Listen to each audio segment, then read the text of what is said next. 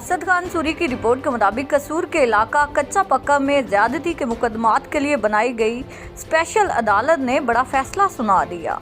जवां साला बेटी को दरिंदगी का निशाना बनाने की कोशिश करने वाले मुलजिम सगे बाप को 5 साल कैद बामुशक्कत का हुक्म।